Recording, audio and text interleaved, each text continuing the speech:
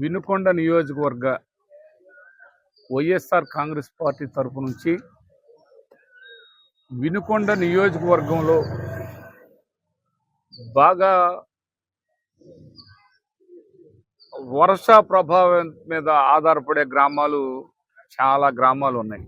ఆ చెరువులు నిండితే గాని అక్కడ గ్రౌండ్ వాటర్ లెవెల్స్ బాయిల్లో నీళ్ళు రావాలన్నా, బోర్లో నీళ్ళు రావాలన్నా అక్కడ ఆ చెరువుల్లో నీళ్లు ఉంటేనే రావటం జరిగింది.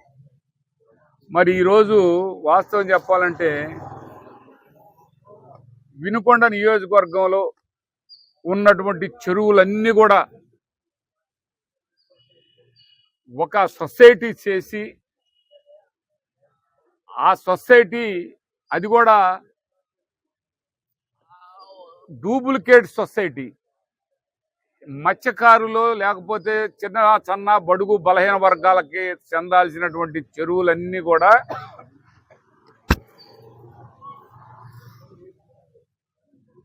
ఎక్స్ఎమ్మెల్యే అయినటువంటి మల్లికార్జునరావు గారు ఒక సొసైటీ ఫామ్ చేసి వాళ్ళ మేనమామ పేరున పేషెంట్గా పెట్టి, ఆ పేషెంట్ అనే ఆ వెంకటేశ్వరుడు అనే ఆయన అన్ని గ్రామాల్లో ఉన్న చెరువులన్నీ కూడా నీళ్లు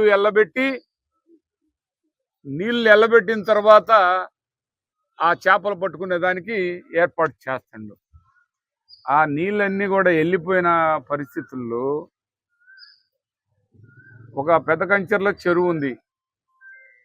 ఆ చెరువులో 700 ఎకరాల్లో నీళ్లు సముద్రం లెక్కుంది. ఈరోజు ఆ నీళ్ళన్నీ కూడా బయటికి వెళ్ళబెట్టడానికి ప్రయత్నం జరుగుతూ ఉంది.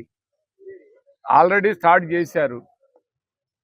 ఆ నీళ్ళు వెళ్ళబెట్టి చేపలు పట్టుకోవాలంటారు. ఏంటయ్యా ఇదంటే, నేను చేసుకునేది చేపల వ్యాపారం కాబట్టి నేను దాంట్లో తప్పే ఉంది అంటాడు. తప్పని మేము చెప్పం. ముందు త్రాగునీరుకి, చెరువుల నుంచి తాగునీరుకి ప్రాధాన్యత ఇవ్వాలి. రెండోది సాగునీరుకి ప్రాధాన్యత ఇవ్వాలి. మూడోది చేపలు పట్టుకోవాలంటే వలేసుకొని పట్టుకోవాలి. ఎవరు చిన్న బడుగు బలహీన వర్గాల వారు ఎవరూ లేరు. ఎక్కడి నుంచో జనాన్ని తీసుకొచ్చుకొని, ముఠాలను తీసుకొచ్చుకొని, ఆ ముఠాల ద్వారా ఈ చెరువుల్లో చేపలన్నీ లారీలు పెట్టి, ఏసీలు పెట్టి తరలిస్తున్నటువంటి పరిస్థితి ఈరోజు వినుకొండలో ఉంది. ఈ వినుకొండలో ముఖ్యంగా కొన్ని గ్రామాలు ఉన్నాయి. వినుకొండ నియోజకవర్గ పరిధిలో పెద్ద కంచెర్ల 700 ఎకరం అయితే, ముక్కెళ్ళపాడు, కొండ్రముట్ల, ఈపూరు, కొచ్చెర్ల, నడిగడ్డ, కొప్పుకొండ, అగినగొండాల, ఇలా అన్ని చెరువులు ఆయన ఒక్క సొంతమే. ఎక్కడా సొసైటీ లేదు. నిజంగా సొసైటీ ఉంటే సొసైటీ సభ్యులందరినీ కూడా ఆధారపరచమనండి కలెక్టర్ ఆఫీస్ కాడికి. డూప్లికేట్ సొసైటీ బ్రాహ్మణులకు, కమ్మోళ్ళు, లేకపోతే రెడ్డీసో, లేకపోతే వైశ్యాసో వాళ్ళకు కాదు చేపల చెరువులు ఇచ్చింది. చిన్న బడుగు బలహీన వర్గాల వారికి, అట్టడుగు వర్గాల వారికి అవన్నీ కూడా వీళ్ళు ఆక్యుపేషన్ చేసుకొని ఒక డూప్లికేట్ సొసైటీని సృష్టించి, అది ఇప్పుడు దాకా కూడా జరుగుతుంది. గతంలో కూడా చెప్పాం మేము, అది కరెక్ట్ కాదని చెప్పాం. ఇవాళ కలెక్టర్ గారికి కూడా ఇవాళ గ్రీవెన్స్ లో మనం మెమోరాండం ఇవ్వటం జరిగింది. వీటన్నిటి మీద కూడా నీళ్లు ఎల్లబెడితే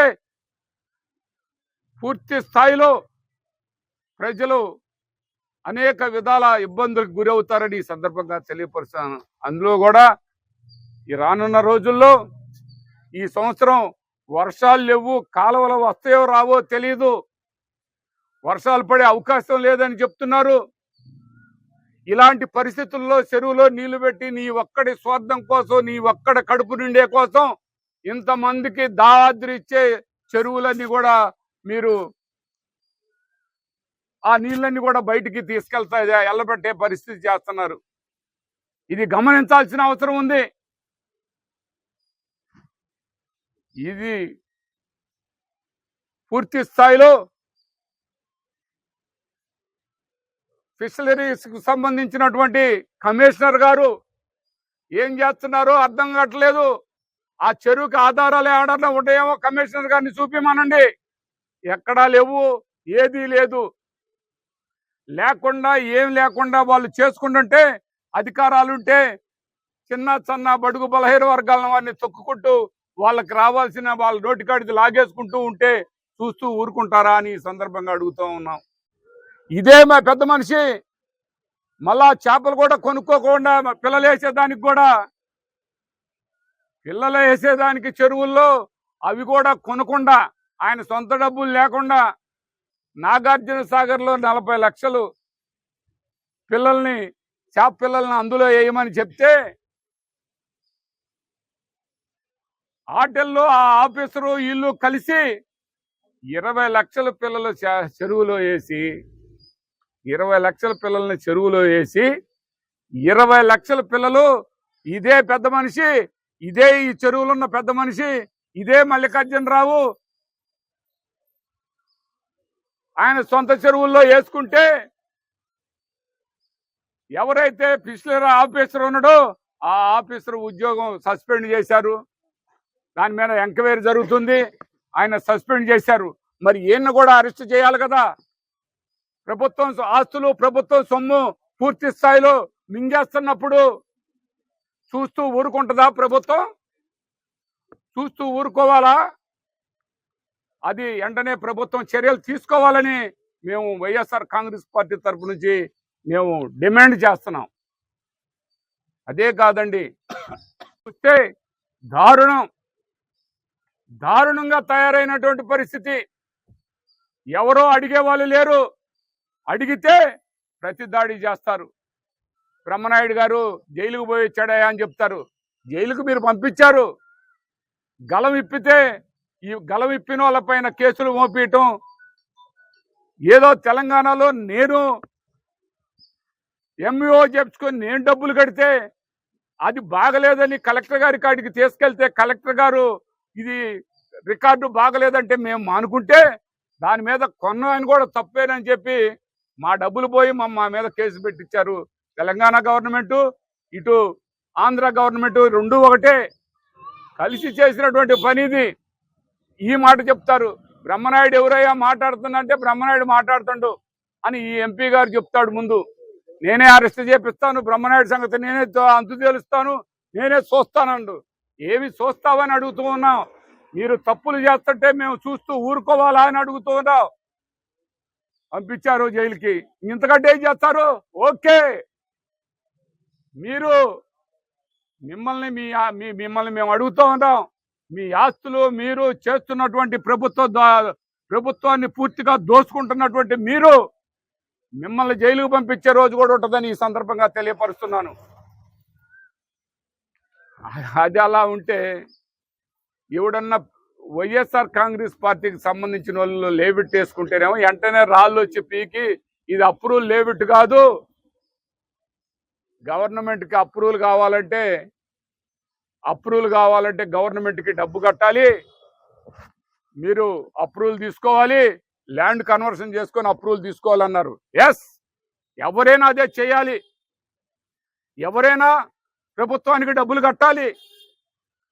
ఇవాళ వినుకొండలో ఇదే మల్లికార్జునరావు 40 ఎకరాల పొలాన్ని ప్లాట్లు వేస్తూ ఉన్నాడు. దానికి అప్రూవల్ లేదు. మైనింగ్ దోపిడీ, మైనింగ్ ముక్క కానీ గ్రావెల్ కానీ వీటన్నిటికీ ఎక్కడ మైనింగ్ అనేది లేదు. ఇప్పుడు మేము అడిగాం డిఆర్ఓ గారిని, ఈ మైనింగ్ ఆఫీసర్ ఎక్కడున్నాడయ్యా అని. ఇక్కడ లేడంట. మరి ఈ భూమిని అప్రూవల్ చేస్తూ డబ్బు అర్బన్ డెవలప్మెంట్కి సంబంధించిన ఆఫీసరు ఆయన ఏం చేస్తున్నాడని అడుగుతూ ఉన్నాం. వాళ్ళు అక్రమ లేవిట్లు వేసుకుంటుంటే ప్రభుత్వానికి డబ్బు రావాల్సింది ఉంటే ప్రభుత్వానికి రూపాయి కట్టకుండా, ల్యాండ్ కన్వర్షన్ లేకుండా, అదేవిధంగా అప్రూవల్కి ప్రభుత్వానికి డబ్బు కట్టకుండా, ఒక్క పైసా కూడా మైనింగ్కి ఒక్క పైసా కట్టకుండా, అదేవిధంగా పూర్తి స్థాయిలో ఈరోజు వాళ్ళ అధికారాన్ని ఉపయోగించి ఎగనామం పెడుతూ మాట్లాడిన వాళ్ళ మీద అక్రమ కేసులు బనాయిస్తున్నారు. వాట్సాప్లో పెడితే అది అక్రమకే నువ్వు వాట్సాప్ లో పెట్టావని ఆయన మీద కేసు పెట్టి పోలీసుల చేత కొట్టేయడం జరుగుతూ ఉంది. ఇట్లా అక్రమ లేవిట్లు వినుకొండలో ఎన్ని అక్రమ లేవిట్లు ఉన్నాయో మొత్తం 90% అక్రమ లేవిట్లే ఉన్నాయి. ప్రభుత్వం ఏం చేస్తుందని అడుగుతూ ఉన్నాం.